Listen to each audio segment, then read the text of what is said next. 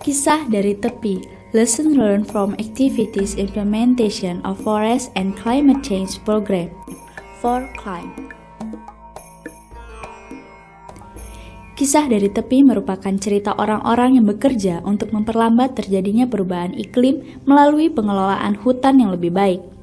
Mereka tergabung dan tersambungkan melalui Forest and Climate Change Program Technical Cooperation atau disingkat ForClim TC, yang merupakan program yang dilaksanakan oleh Kementerian Lingkungan Hidup dan Kehutanan Republik Indonesia dan GIZ, lembaga pemerintah Jerman yang mengimplementasikan kerjasama internasional dan didanai oleh Kementerian Federal Jerman untuk Kerjasama Ekonomi dan Pembangunan atau BMZ. Kisah dari tepi menarasikan kerja-kerja senyap pelaksana ForClim dari mulai personel di pusat yang bersentuhan dengan para perumus kebijakan hingga para personel di tingkat tapak yang bekerja menjadi pendamping masyarakat yang bersentuhan dengan wilayah hutan. Bisa disebut sebagai kerja senyap, sebab kinerja para personel ini susah diukur dengan angka. Kerja mereka fokusnya pada peningkatan kapasitas, baik kapasitas lembaga maupun kapasitas sumber daya manusia yang terkait dengan program. Kapasitas yang dimaksud termasuk kapasitas membuat perencanaan dan kapasitas dalam pelaksanaan. Lembaga yang menjadi mitra kerja ForClim meliputi lembaga pemerintah antara lain Kementerian Lingkungan Hidup dan Kehutanan, terutama Pusat Diklat Sumber Daya Manusia dan Direktorat Teknis yang mempunyai otoritas pengembangan sumber daya manusia kehutanan, termasuk sumber daya manusia Kesatuan Pengelolaan Hutan atau KPH dan Dinas Kehutanan. KPH merupakan sebuah entitas yang dibentuk oleh Kementerian Lingkungan Hidup dan Kehutanan untuk menghadirkan negara di wilayah hutan Indonesia. Hadir dalam arti mengelola, mulai dari perencanaan, pengelolaan, hingga terkait dengan pengelolaan oleh atau bersama masyarakat. ForClim bersama para pihak melaksanakan program di kawasan jantung Kalimantan, di Kabupaten Kapuas Hulu, Kalimantan Barat, Kabupaten Malinau, Kalimantan Utara, dan Kabupaten Berau, Kalimantan Timur. ForClim juga hadir di satu kawasan cagar biosfer Lorelindu, Sulawesi Tengah. Pengelolaan kolaboratif adalah alat utama yang digunakan untuk pelaksanaan pembangunan berkelanjutan di kawasan jantung Kalimantan. Program ForClim mendukung perbaikan kondisi kehidupan masyarakat di sekitar kawasan konservasi dengan menekankan pemanfaatan keanekaragaman hayati secara berkelanjutan. Dukungan ini diharapkan secara langsung dan tidak langsung mempertahankan keanekaragaman hayati dan habitat hutan di kawasan jantung Kalimantan untuk jangka panjang. Para personel ini masuk ke wilayah-wilayah strategis pengelolaan hutan, berinteraksi dengan para pengelola kebijakan, masyarakat, dan juga bermitra dengan institusi lain termasuk dengan lembaga swadaya masyarakat dan program ForClim yang bergerak di tapak yang sama. Sehingga keberhasilan program ForClim merupakan keberhasilan bersama. Ada pepatah, ketika pohon terakhir ditebang, ketika sungai terakhir mengering, ketika ikan terakhir ditangkap, barulah manusia akan menyadari bahwa dia tidak dapat memakan uang. Demikian pepatah Indian yang banyak dikutip oleh para pegiat lingkungan. Indian dan hutan hujannya seperti sebuah cermin jernih bagi wajah hutan Indonesia. Data ForClim yang dikumpulkan dari tapak proyek percontohan menunjukkan faktor manusia sangat dominan. Laju kerusakan hutan di Indonesia yang cukup tinggi, baik karena alih fungsi lahan, kebakaran hutan, dan juga bencana alam dengan faktor manusia lebih dominan. Namun demikian, perjalanan ForClim sejak tahun 2009 sampai 2020 di Kalimantan dan Sulawesi Tengah menunjukkan peran manusia tak melulu sebagai perusak.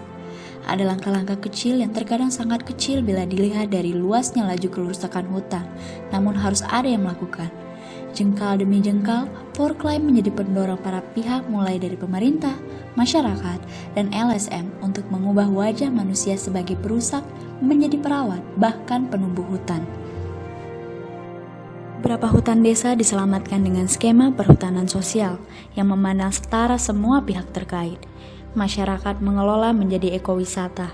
Jengkal demi jengkal lahan produksi yang tadinya monokultur dengan pepohonan ekonomis yang seragam perlahan ditumbuhkan keberagamannya melalui sistem agroforestry. Beragam jenis tumbuhan kayu anggun berdampingan dengan tumbuhan ekonomis kakao dan kopi yang pernah mengubah wajah hutan yang heterogen. Hutan Indonesia adalah penolong bumi dari perubahan iklim. Namun di sisi lain, manusia yang membutuhkan kehidupan selain yang pernah bisa diberikan hutan juga harus dipertimbangkan. Kesepakatan yang memperhatikan lapis kepentingan dari manusia yang terkait dengan hutan merupakan langkah panjang yang ditempuh Forklife sebagai jalan tengah dalam melaksanakan programnya. Bagaimanapun, ada yang perlu diubah dari sebuah pandangan bahwa hutan adalah sumber alam yang bisa diperbarui. Namun kenyataannya, butuh waktu sangat lama untuk memulihkannya menjadi persis seperti semula lengkap dengan fungsinya. Selama jeda waktu pemulihan itu, hutan kehilangan fungsinya sehingga layak bila disebut bahwa hutan merupakan sumber alam yang tak bisa diperbarui. Maka, menjaganya tetap utuh merupakan satu-satunya cara agar kedikdayaan hutan Indonesia tetap pada fungsinya. Forklife masuk dengan program-program yang mengarah pada manusia sebagai aktor utama perubahan fungsi hutan, yaitu peningkatan kapasitas lembaga dan sumber daya manusia. Program-program yang tak bisa langsung dilihat hasilnya, namun sebuah investasi jangka panjang untuk melihat dampak positifnya. Setidaknya, di wilayah Tapak, apabila ditanya tentang Forklife, masyarakat dari birokrasi, petani dampingan, hingga masyarakat adat mengenal Forklife yang membantu mereka. Mulai dari pelatihan, menyampaikan informasi, peningkatan kapasitas di bidang masing-masing, hingga perubahan mindset. KPH yang terbentuk hingga tahun 2020 masih perlu pengembangan dalam hal kuantitas dan kualitasnya. Namun setidaknya, fondasi yang diberikan Forklife berdampingan dengan KLHK yang bersama-sama menjaga hutan yang dimiliki Indonesia menunjukkan hasil yang bisa dilihat. Beberapa hutan terjaga, masyarakat teredukasi tentang hutan lestari, dan yang menggembirakan, masyarakat mengenal KPH, bukan petugas keamanan hutan yang menakuti mereka karena seragamnya, sebagaimana dituturkan para pendamping Forklife di lapangan. Tak hanya di tataran masyarakat, namun juga peran Forklife yang besar dalam memfungsikan KPH sebagai entitas yang menjaga hutan di tingkat tapak. Sebuah ide dari entitas yang tertulis di atas kertas, namun tak punya kapasitas hingga perangkat aturan untuk bisa melangkah hingga menjadi sebuah entitas yang sangat mengenal tiap jengkal wilayahnya dan memahami langkah demi langkah perencanaan dalam menjaga kelestarian hutan. Dengan berfungsinya KPH dan masyarakat yang bersentuhan dengan hutan teredukasi dan memiliki kesadaran menjaga hutan, maka fungsi hutan terjaga sehingga mampu melindungi bumi ini dari laju perubahan iklim.